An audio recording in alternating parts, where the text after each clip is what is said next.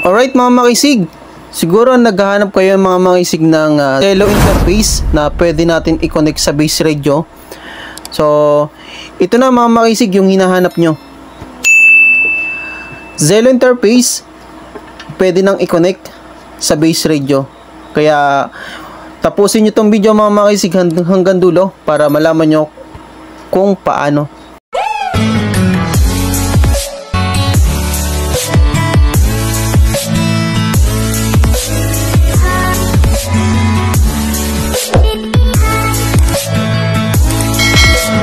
So ito, mga makisig, Zello interface natin, connected na po ito for base radio.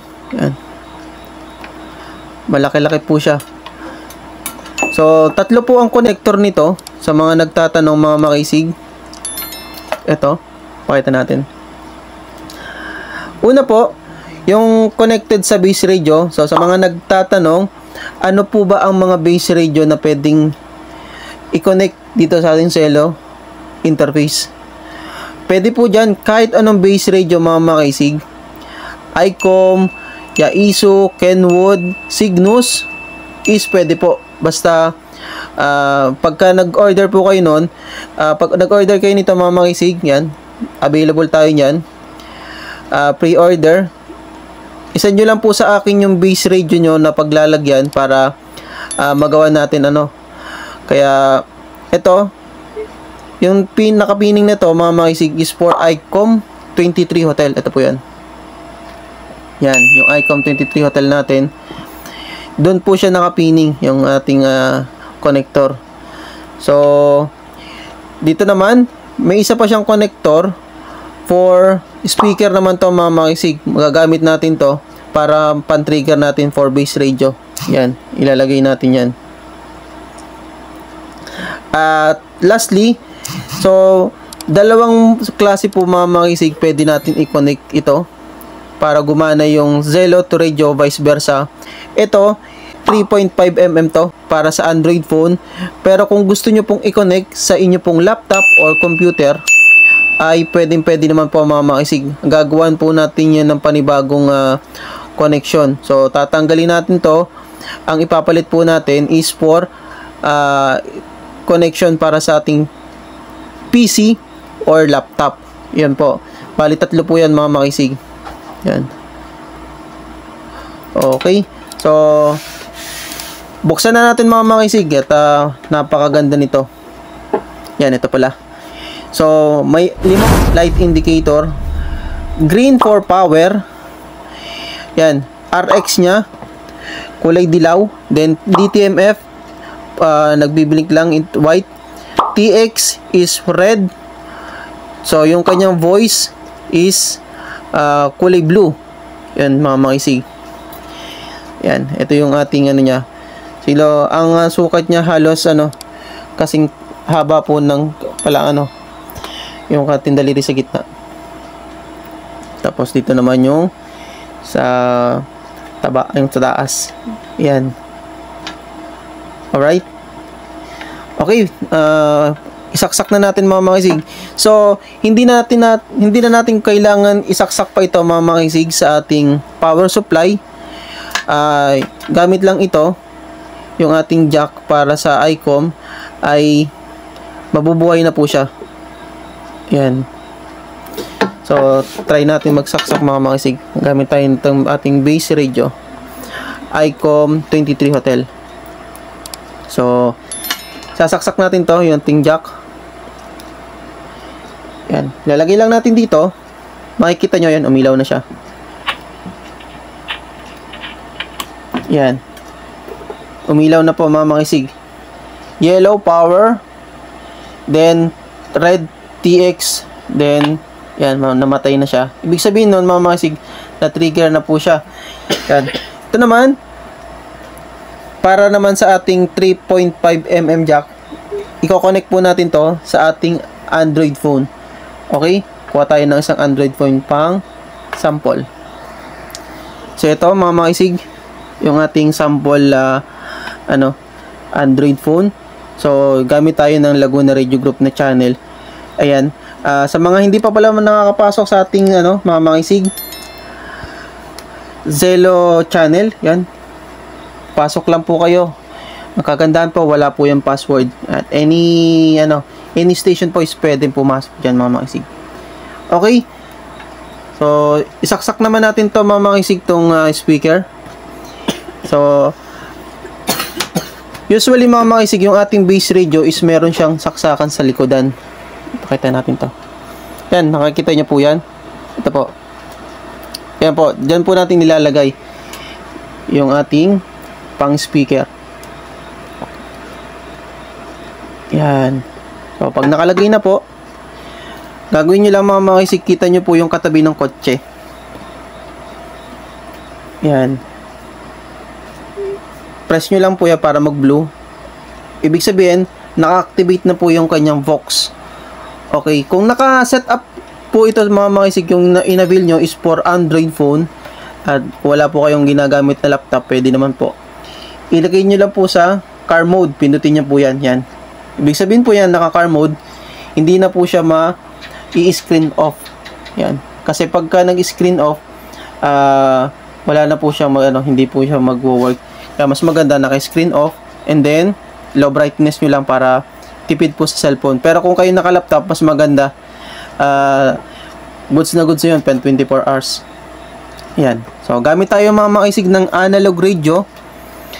Yan. Ito. 143-6460. Yan. Yung ating Laguna Radio Group mga makisig 146460. Yan. O, yan. Sample yan. 146460. Yan po yung Laguna Radio Group. At gamit tayo ng POC mga makisig. Yan. Yung ating sa Laguna Radio Group. Yan. So, ang gagawin natin, try muna tayo mag-transmit sa analog radio papunta sa Zelo. Okay? So, pag nag-transmit tayo, automatic magkakaroon po siya ng transmission. May ilaw po dyan. Okay? Pag nag-transmit tayo, papasok dito sa base radio natin, papunta dito sa Zelo interface, papunta naman dito sa ating Zelo. Yan, lalabas dito sa Zelo radio. Okay? Trigger tayo. Check 1, 2, 3. Audio. Check 1, 2, 3.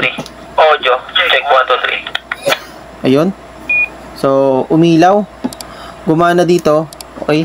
Transmit naman tayo pabalik.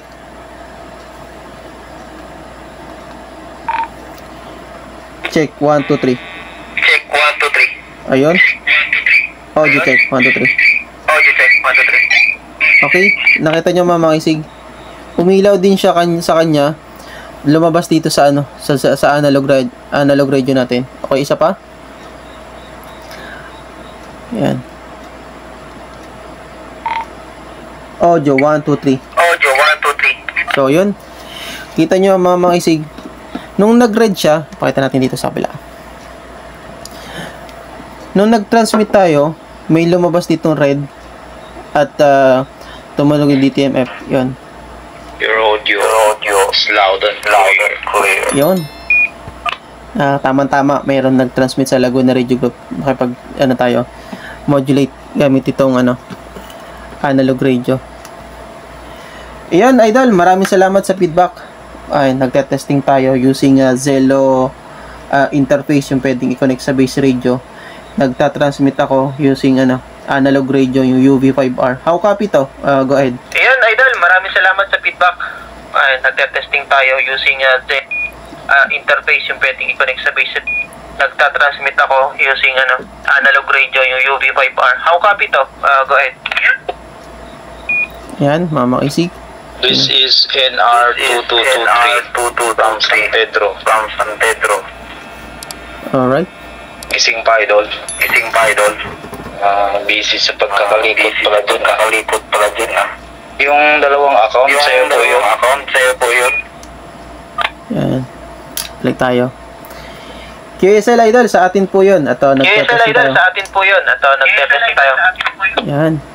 Okay, nagtetest tayo using Zelo interface na pwede nakikonnect sa base radio.